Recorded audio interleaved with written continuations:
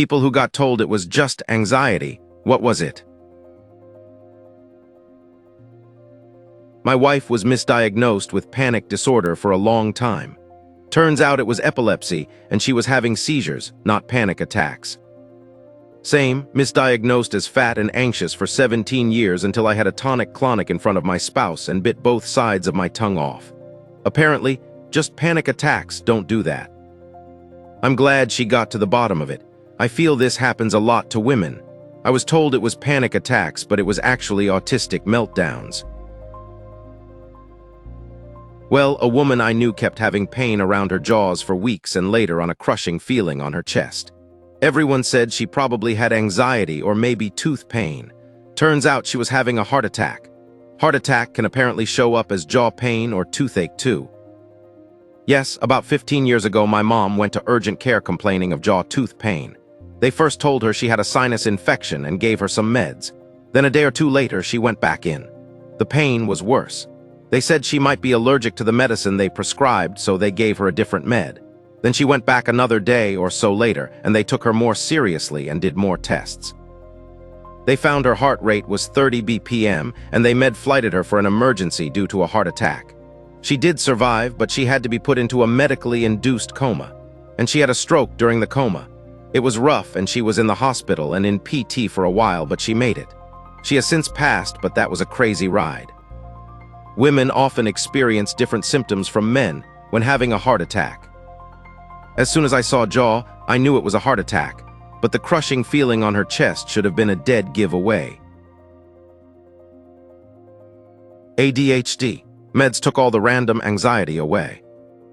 I was watching a video on it today from a psychiatrist, and she was talking apt anxiety and ADHD. She described the lack of motivation symptom as a physically painful sense of inertia, and boy did I feel that one. I hate having ADHD. Yep, when I started meds, the only descriptors I could give all began with, "It doesn't hurt." It doesn't hurt to do dishes. It doesn't hurt to do paperwork. It doesn't hurt to stand in line. It doesn't hurt to exist. It doesn't hurt anymore. Anemia due to internally hemorrhaging stomach ulcers and endometriosis. I kept telling my doctor that I had an impending sense of doom, I was going to die, but he just sent me to a therapist instead. One day I fainted on the street and nearly bled out and needed 2 blood transfusions to stabilize. The ulcers were caused by taking NSAIDs for my endo pain. It's actually really common for women to have hidden iron deficiency. You can have normal HGB but low ferritin. And a lot of the symptoms mimic anxiety, panic attacks, heart palpitations, shortness of breath, insomnia, stomach pain, headaches, vertigo and dizziness, blurred vision, random muscle spasms, etc. OMG, yes, I was having horrific anxiety, like becoming afraid to leave my house, got blood work done and had low ferritin, been supplementing now for a while and got everything up. No more anxiety at all. It's insane. Celiac disease. A decade of trying all kinds of meds and having counselors telling me I must be anxious about something. Panic attacks don't just come out of nowhere. Turns out untreated autoimmune disorders wreck your nervous system. Same, I was literally in tears talking to my doctor about how sick I'd become. I had to quit my job because I was so nauseous and vomiting so frequently all I could do was lay on the couch. She was just like, "Sounds like anxiety," and gave me a prescription for Xanax. I got in the car and bawled because I knew that something was seriously wrong, and she had steamrolled my attempts to clarify how severe this was. Next time I came in with all of my symptoms listed out and made her read it, telling her I was seriously concerned I had an autoimmune disease, but didn't know which one. Prompted her to at least run some preliminary blood tests and saw how elevated my inflammation markers were, and that got me on the path to my celiac diagnosis. Within 2 months of giving up gluten, I was able to work again and get my life back. This sort of happened with my friend's kid. He was so ill for years, barely in school. Then when he was about 7, someone thought to test for food allergies. Turned out there were quite a few.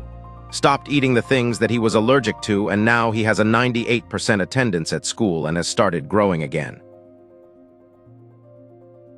Infertility caused by endometriosis. I've since lost organs due to the disease. I was told I wasn't trying hard enough to get pregnant and should relax. I only got diagnosed when I had an ovarian cyst rupture.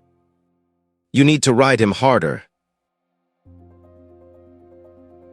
Complex trauma due to neglect beginning in infancy and throughout my childhood. I also learned how common it is for neglected children to not recognize that the way they were treated was negligent. Yep, my experience wasn't that bad. But then you get to adulthood and see just how much it has impacted your life, how debilitating it is, and how damaging the coping mechanisms you learn to survive actually are. I didn't realize it until I went to college and keep thinking, how is everyone else doing so well? Turns out my parents were wrong. It's not that everybody's family is like ours and they're just better at hiding it. Believed this about myself for decades. Bullying is what every kid goes through, and I should have just sucked it up and been capable of handling it. My therapist has had to stop me halfway through more than one casually told, funny story from my childhood to go, you realize that's SA, right? You were a child and he SA you. Like, hold up, what? Chronic migraine with aura, pelvic floor dysfunction, chronic intermittent acid reflux, and sleep apnea. I kept being told that my aura symptoms were something that I was imagining due to anxiety for years until I finally saw a neurologist.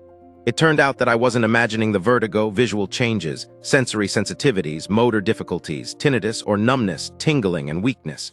This is all my migraine aura. Anxiety is a common assumption for any symptom for women. Autism. Same, anxiety and depression are results, manifestations of the long mental and social struggle and high stress levels. It all never fully made sense to me until I found out, realized, understood, accepted my autism.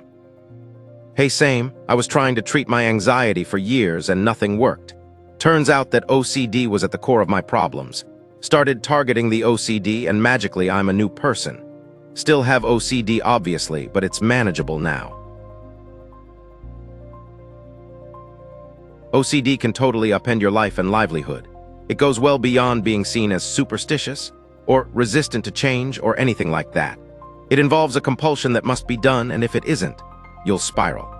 As an example, former NH Lerwe's Walls abruptly retired in the 607 season after wearing out the last pair of skates that had long since been discontinued and could not find a new replacement that satisfied him. He was put on medical leave, which had everyone confused, and it later came out he suffered debilitating panic attacks over no longer getting the skates he had been using his whole playing career. It seems so innocuous of a problem for many, but for someone like Walls, it was the end of the world. And it made so much sense when he OCD was eventually diagnosed. Thanks for watching, and if you want, like this video and subscribe for more, it helps a lot.